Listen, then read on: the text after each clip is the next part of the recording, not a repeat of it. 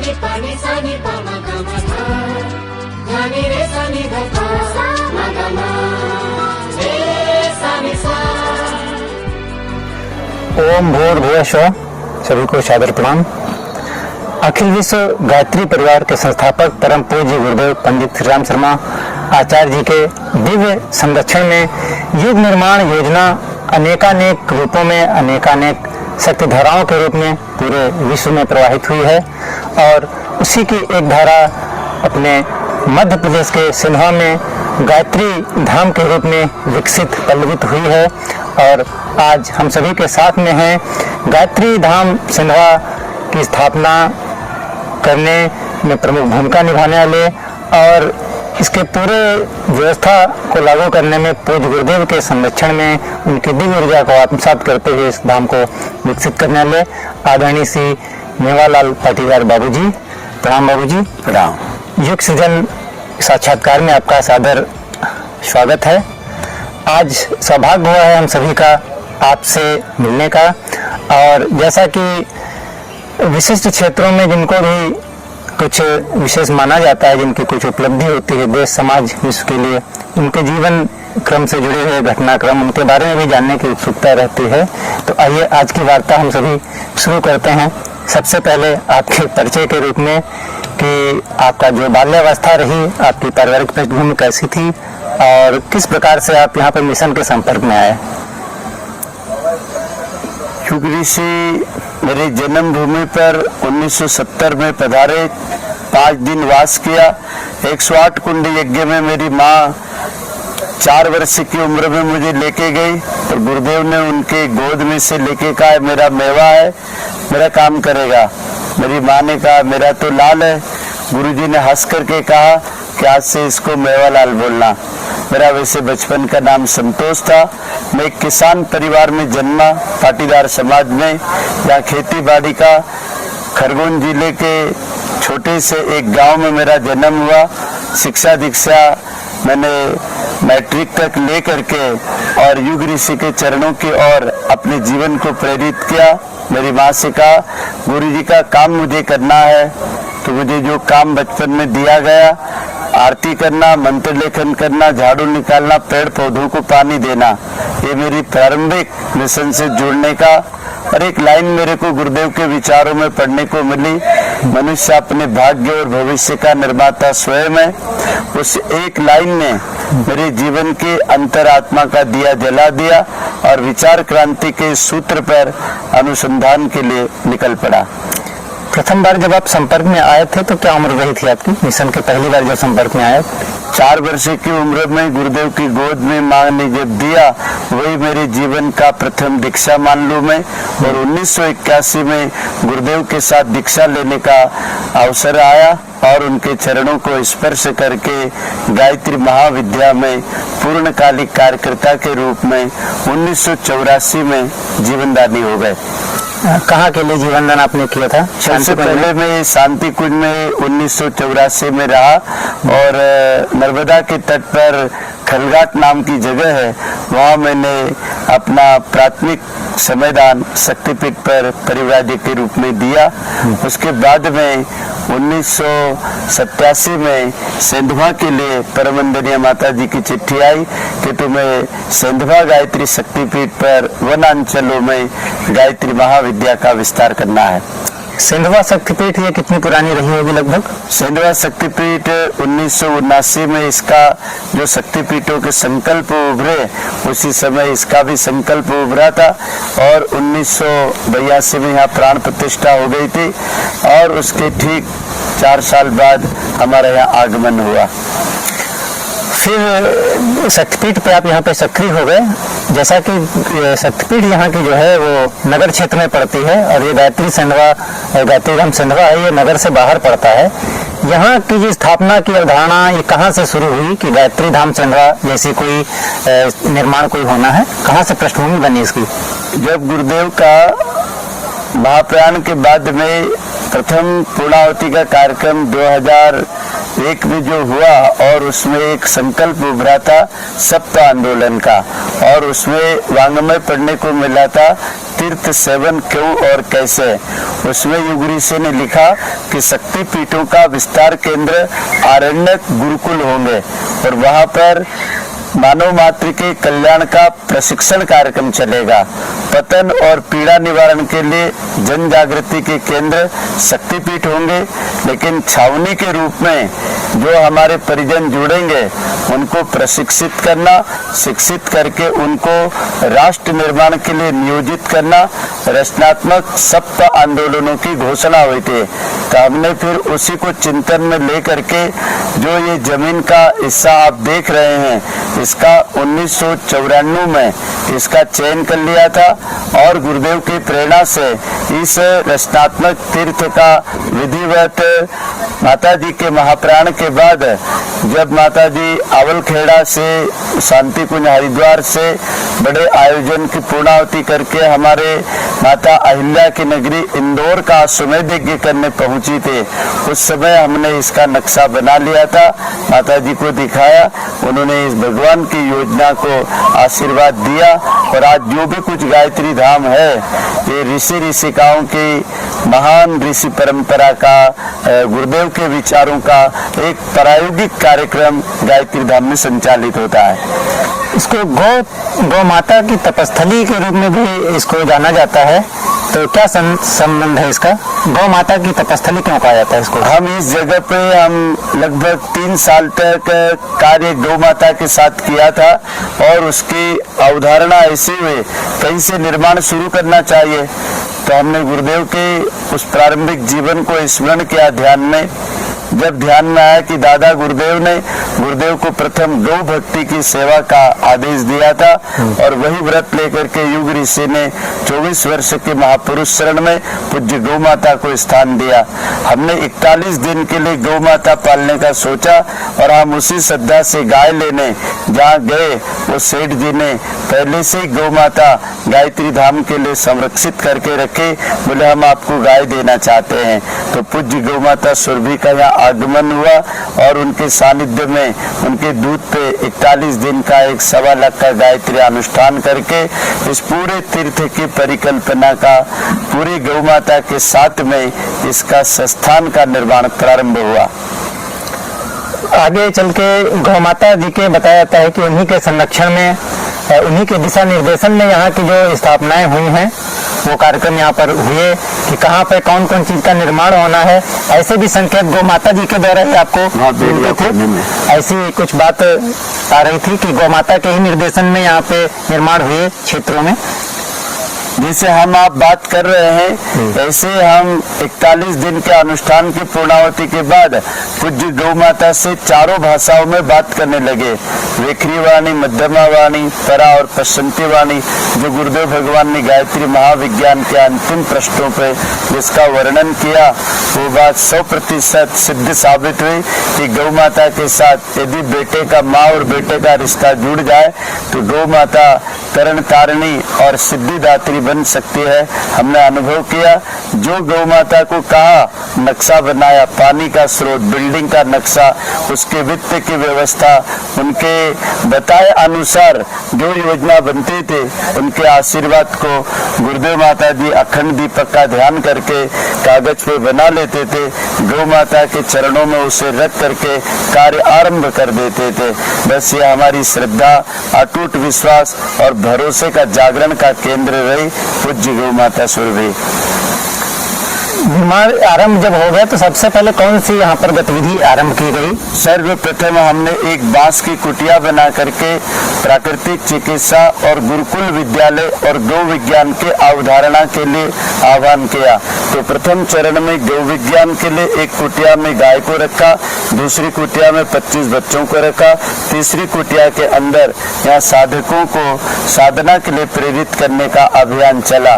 देखते देखते बांस की कुटिया से हम इंग्लिश कौलू के छप्परों में आए, वहां से टीन सेट में आए, पर आज जो भी गायत्री धाम में आरसीसी के पक्के भवन और विभिन्न प्रकार की उच्च स्तरीय व्यवस्था है, इसका बीजारोपण गुरु के वचनों पर अटूट श्रद्धा और विश्वास जो गुरुदेव ने लिखा था हमारे अंग अवयवों के निर्देश में आप योजना बना रहे हो, लेकिन ये मत सोचना कि इसके साधन कहाँ से आएंगे।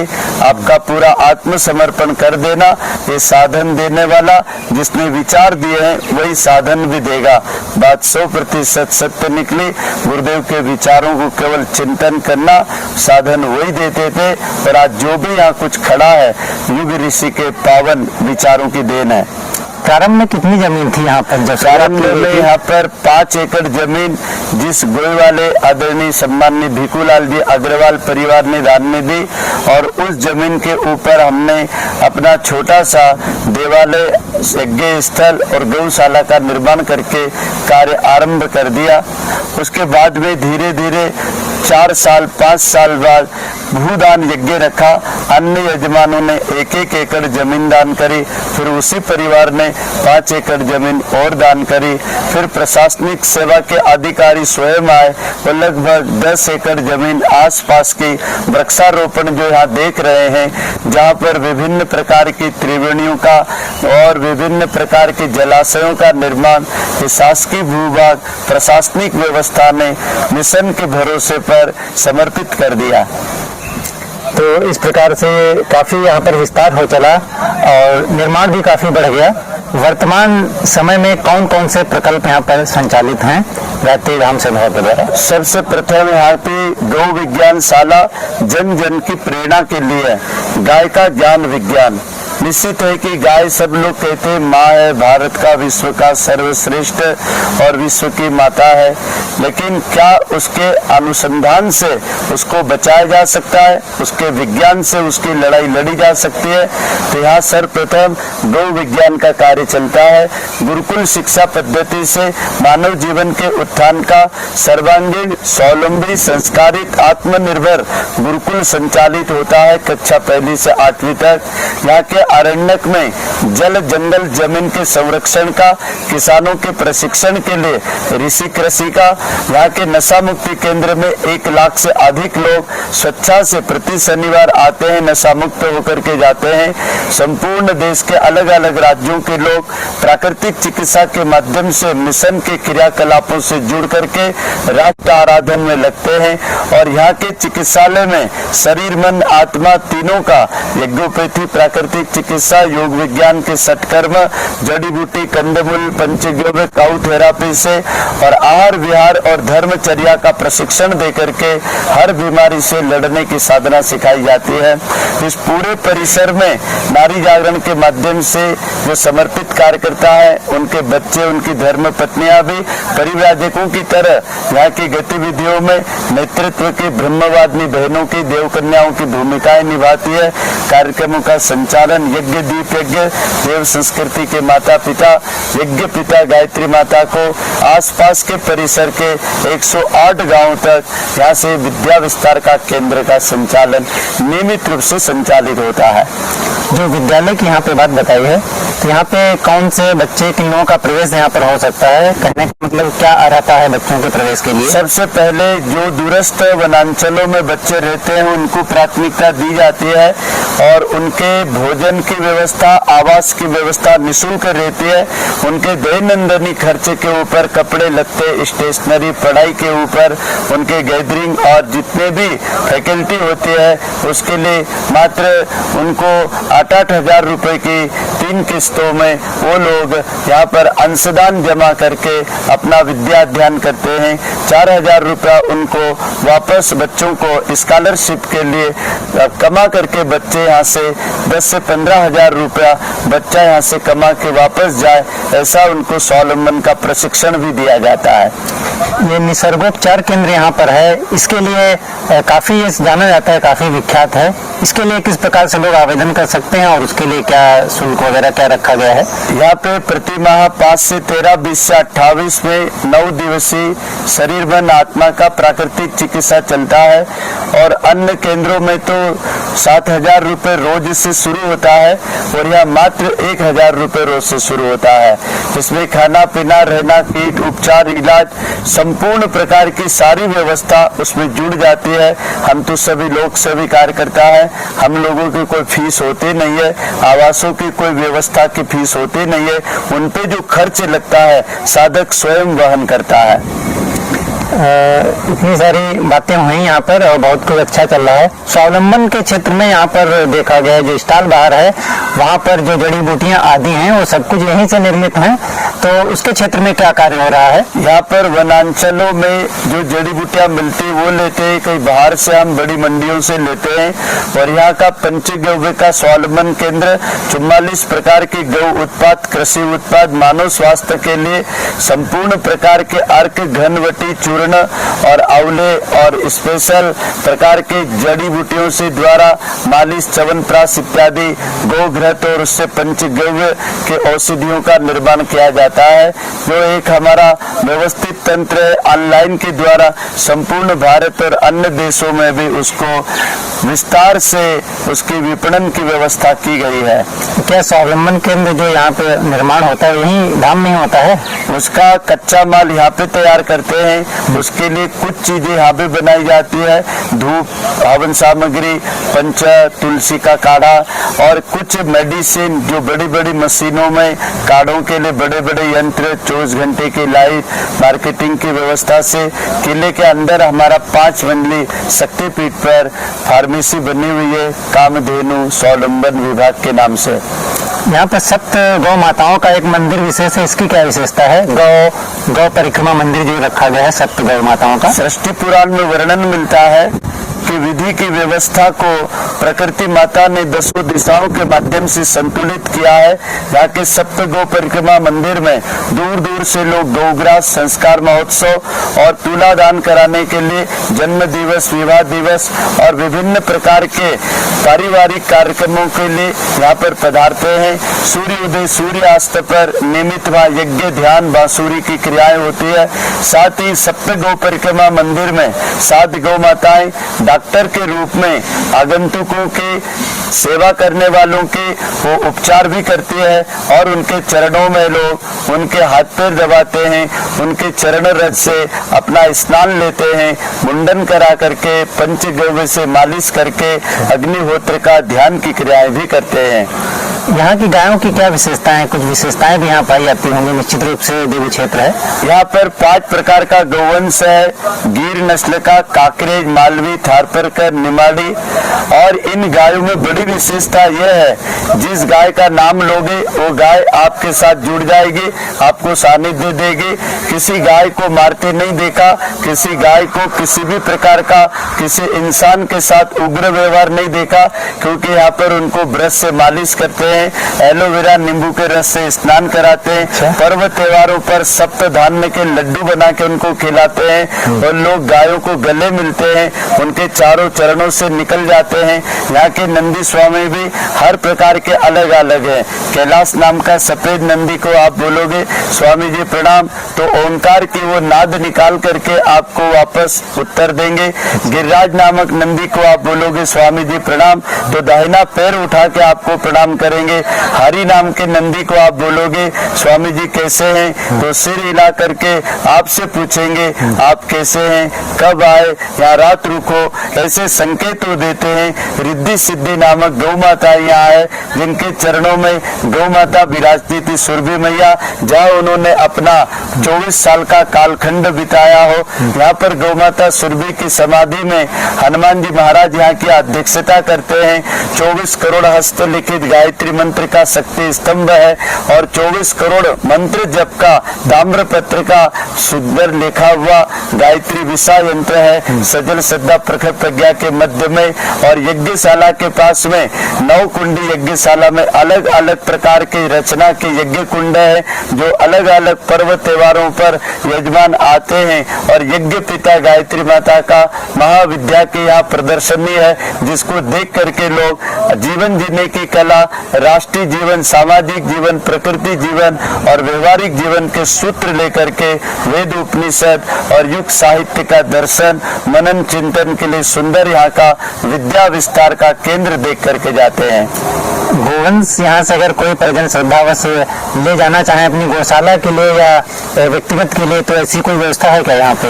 यहाँ पर गौवंश को हम लोग क्या करते हैं, यदि कोई बछिया किसी यजमान के द्वारा दान नहीं हुई है तो हम 1 साल तक की बछिया को यदि कोई गौशाला खोलता है और गायत्री धाम की गौ विज्ञान शाला के प्रतिनिधि के रूप में ले जाता है, तो अब तक हमने यहाँ से 20 गौशालाओं को ऐसी छोटी 1 वर्ष के सुरभि माता के प्रतिनिधि के रूप में बछिया गौ माता ने समर्पित करी है, लेकिन व्यक्तिगत पालने के लिए नहीं, गौ विस्तार के आंदोलन के लिए। गायत्री परिवार की जो सप्तसूत्री आंदोलन में सर्वप्रथम जो साधना का अभियान रखा गया, उसके विषय में अगर बात करें तो यहाँ पर साधना के लिए क्या यहाँ पर उपलब्धता है और साधना क्षेत्र में क्या विशेषता रखता है ये धाम? गायत्री धाम में 24 बहुत ही सुंदर पिरामिड आकार की कुटियाएं बनी हुई है। उन कुटियों में साधक गण 1 मासी चांद्रायण कल्प साधना करते हैं। उसी में 5 दिवसीय अनुभव चांद्रायण साधना करते हैं। उसी कालखंड में 15 दिवसीय अर्ध चांद्रायण साधना करते हैं।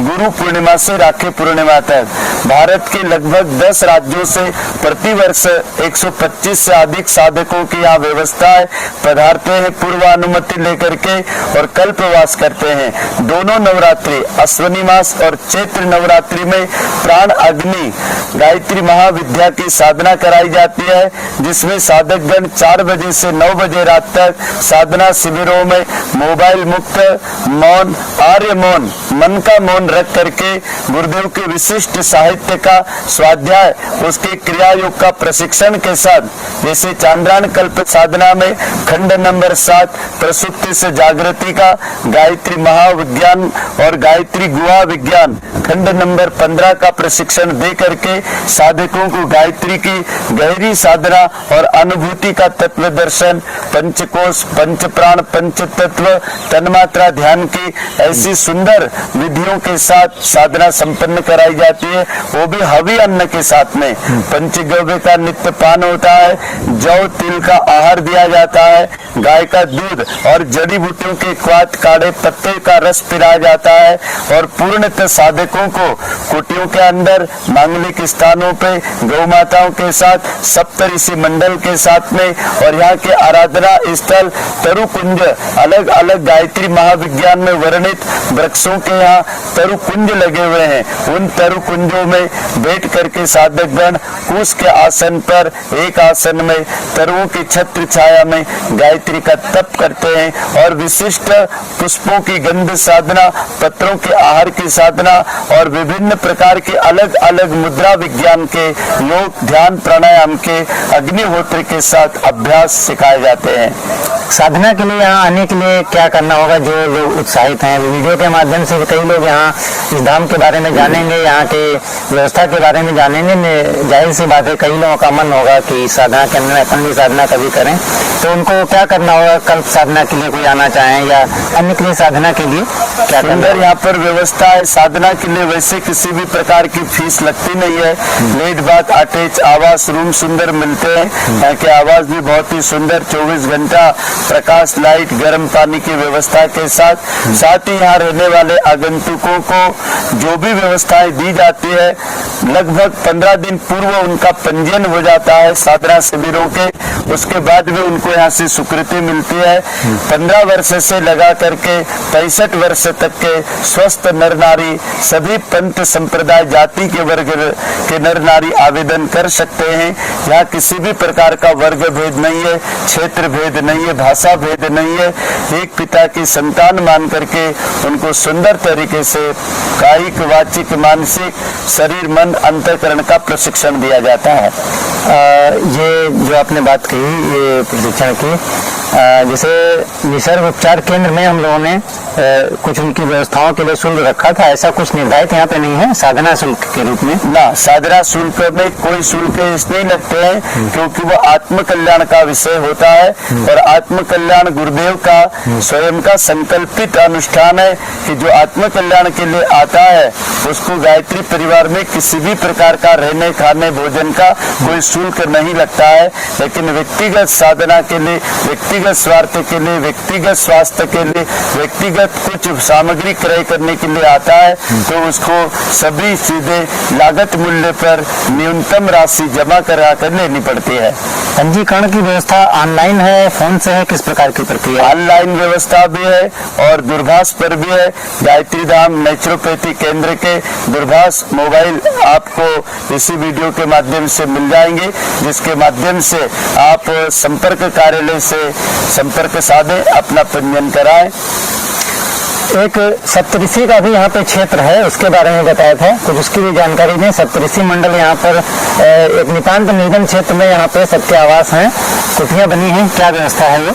युग ऋषि ने तीर्थ सेवन क्यों और कैसे में एक 10 लाइनें लिखी थी।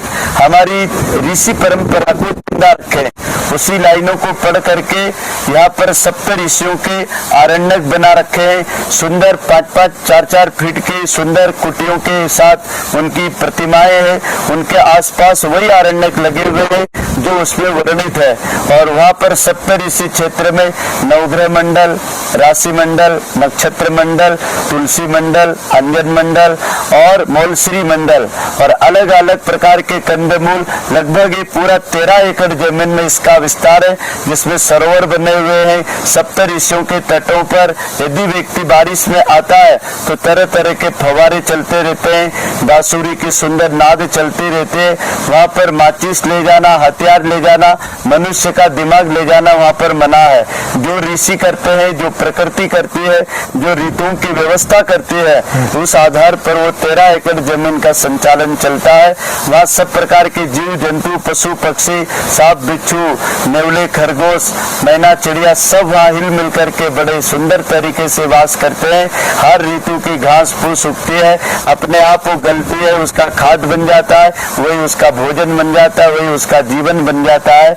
बड़ा सुंदर तरीके से वहाँ हम साधकों को लगने वाला अन्न भी उसी में पैदा कर लेते हैं, बेल वाली सब्जियां पैदा कर लेते हैं, फल पैदा कर लेते हैं, लगने वाली जड़ी बूटियां, तुलसी, पंचांग वहीं से हम तैयार करते हैं।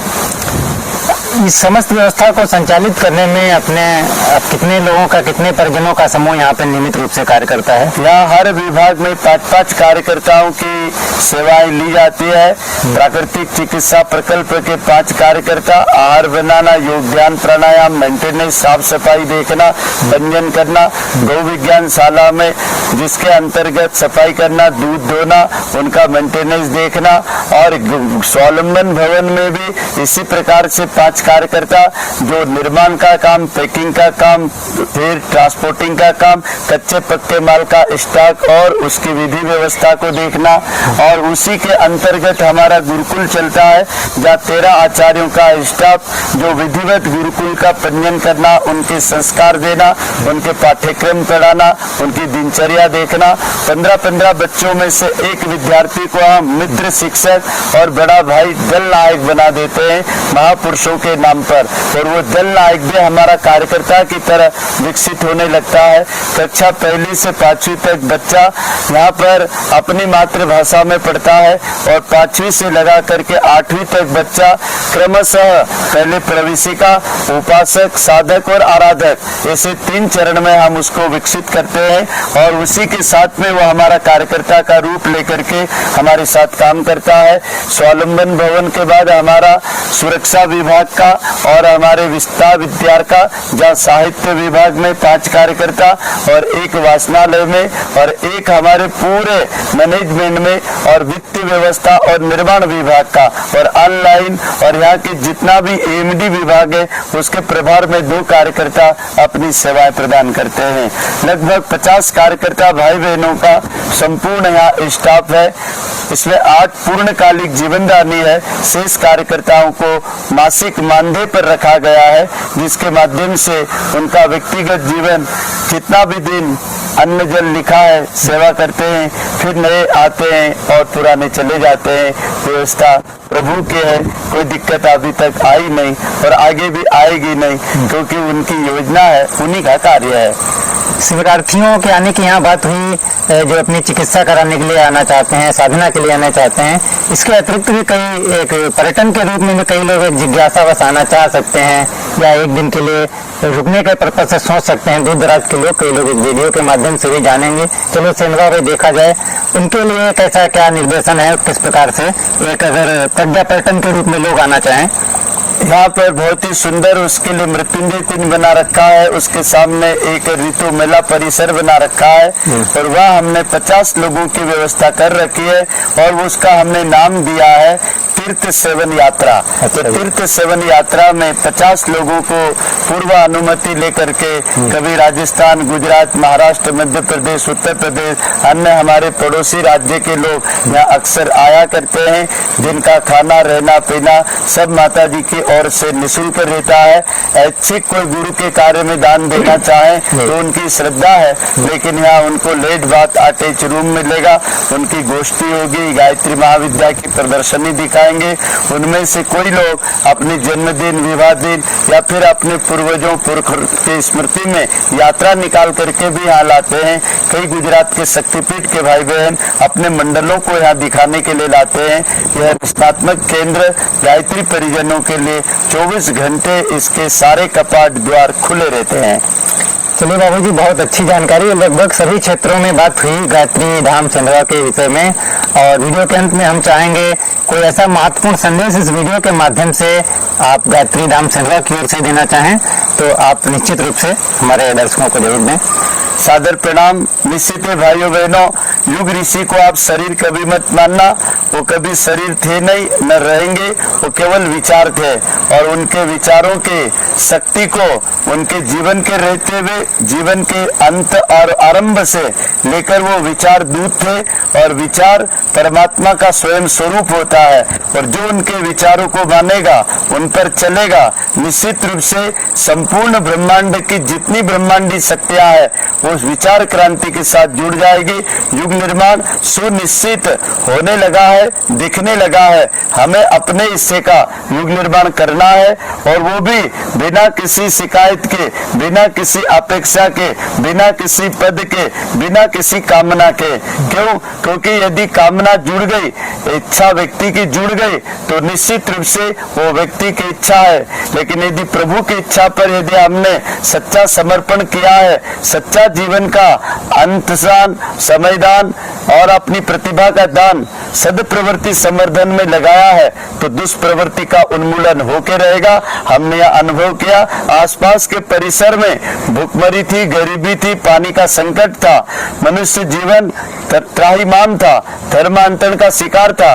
लेकिन आज लोगों के पास में सुंदर संपन्नता, सुंदर संस्कार, सुंदर व्यवस्था, सुंदर पर्यावरण, सुंदर आदतें, उसका एकमात्र कारण विचार क्रांति अभियान की संस्कार परंपराओं से जुड़ने के कारण। तो पतन और पीड़ा तो रुक जाएगी, उत्थान कौन करेगा? तो उत्थान के लिए यही समय भगवान ने चुना है। अब तक हमने यदि पतन और पीड़ा के लिए कुछ काम किया था, लेकिन आप जो लोग जुड़ गए हैं उनको सृजन संदेश के माध्यम से युग सृजनियों को युग सृजन साधना के लिए हमें प्रेरित करके युग शक्ति से जुड़कर युग ऋषि के विचारों को जन जन तक ले जाने के लिए बस एक ही बात कहें कि जो दिखाई दे रहा है इसमें कोई योग्यता नहीं है और जो करवा रहा है वो दिखाई नहीं दे रहा है। इस भाव से जो भी लगेगा वो व्यक्ति जरूर सफल होगा, क्योंकि गुरुदेव ने इसी भाव से गायत्री परिवार की स्थापना करी है। जब तक मैं हूँ, जब तक युग निर्माण नहीं है और जब तक युग ऋषि के विचार है और हम है, संगठन की शक्ति है, जन जन में युग ऋषि का विचार वैसे ही फूटेगा जैसे एक टहनी, एक डाली, एक बीज अंकुर लेता है। हम सब के अंदर ऋषि रक्त है, वो अंकुर लेना चाहता है। बस एक कदम समर्पण का हम भी बढ़ाएं। ऋषि निश्चित कृपा सब पे करते हैं, आप पे भी करेंगे। आपने जो कुछ अभी सुना इसमें मेरा अपना व्यक्तिगत कुछ भी नहीं था, मैं तो केवल एक निमित्त बना। इसके लिए मैं अपने जन्म का और आप सबके सहयोग संयोग का आभारी हूँ कि मैंने इस कालखंड में इस पंचभौतिक काया को अवतरित किया, जिस समय युग निर्माण योजना का इस राष्ट्र पर एक अभियान चल रहा हो, और युग ऋषि का जन्मों जन्म तक गायत्री परिवार का आभारी रहूंगा, जिसने एक तुच्छ अयोग्य बच्चे को योग्य बनाया और इस पवित्र कार्य में नियोजित किया। उन सब अग्रजों का, आप सब स्वजनों का, परिजनों का सादर प्रणाम, उज्जवल भविष्य की मैं कामना करता हूँ। मेरे हृदय में यदि कुछ अच्छाइयाँ है वो आप सबके जीवन को पुनः पुनः उज्जवल भविष्य दे, ऐसी मेरी हृदय वाणी की गहराई की अनंत महामंगल कामनाएं। ओम शांति शांति। युग सृजन वार्ता में समय देने के लिए आपका बहुत बहुत आभार। तो आप सभी ने आदरणीय बाबूजी के माध्यम से इस परिसर की दिव्य धाम माँ गायत्री धाम सिंधवा की सभी जानकारियां प्राप्त की। आपको भी ये जानकारियां अच्छी लगें और परिजनों तक पहुंचाना हो तो वीडियो आप जरूर शेयर करें, और गायत्री धाम सिंधवा में आप एक बार अवश्य आने का अपना दिव्य लाभ उठाएं और परम पूज्य गुरुदेव की असीम अनुकंपा से लाभ उठाएं। जय माँ भगवती। आपने भी युग सृजन के वीडियो को उत्तर प्रदेश से आके गायत्री धाम को चुना, और आपकी 2 दिन की मैं लगन निष्ठा देख रहा हूँ। बहुत ही अच्छी आपकी प्रतिभा है, और आपके पूरे कार्य को गुरुदेव और विस्तार दे, ऐसी मंगल कामनाएं।